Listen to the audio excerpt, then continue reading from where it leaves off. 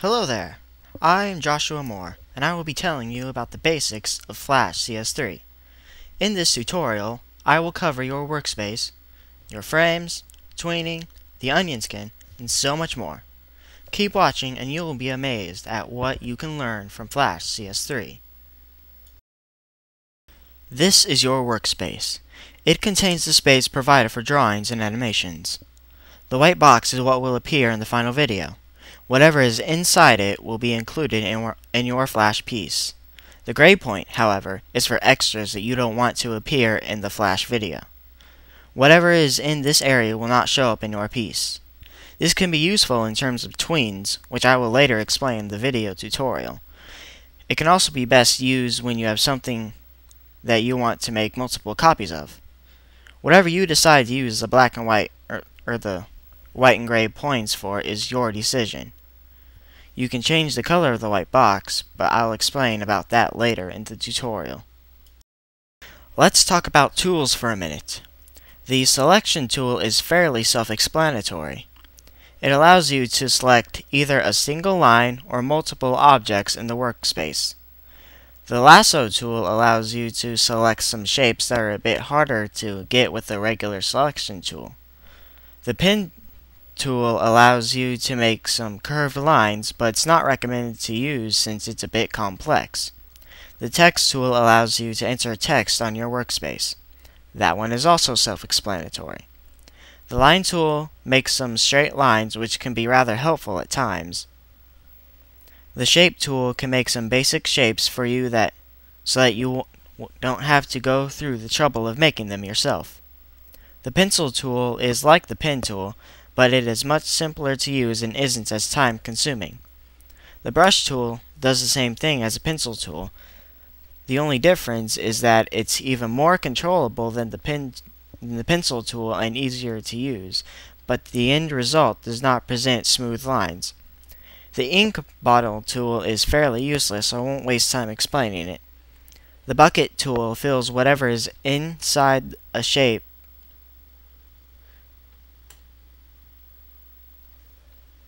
with either a basic color or a gradient. The eyedropper tool allows you to copy a color from the workspace for later use. The eraser tool lets you erase mistakes that you've made. The hand tool lets you freely scroll around the workspace. The zoom tool allows you to zoom in and out of the workspace. Your stroke color is the color your lines will be. The fill color is the color your fills will be. The rest of the tools don't matter too much though, so I'll let you figure them out. Now, back to the workspace. I'll explain how you can use it for better use. Here we have the document properties.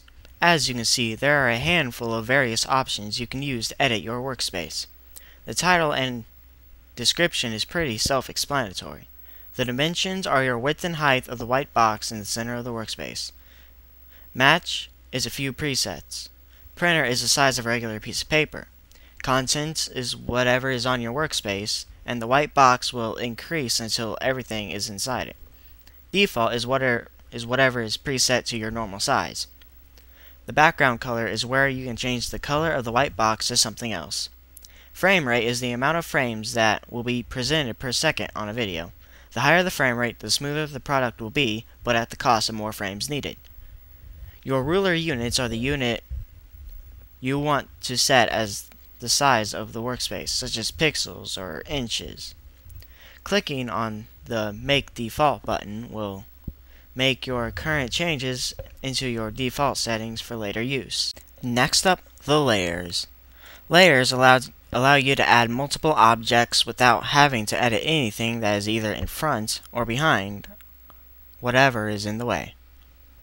Layers make making videos and such a lot easier. See that eye up there?